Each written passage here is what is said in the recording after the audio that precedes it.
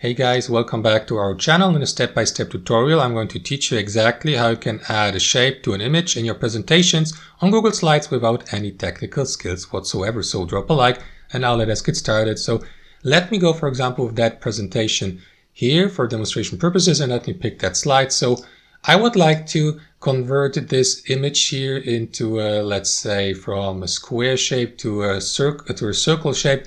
This is how you can do it, guys. Simply select the given image with your left mouse, and after that you will see that crop symbol here at the top, and next to it you will see that arrow down icon, mask image.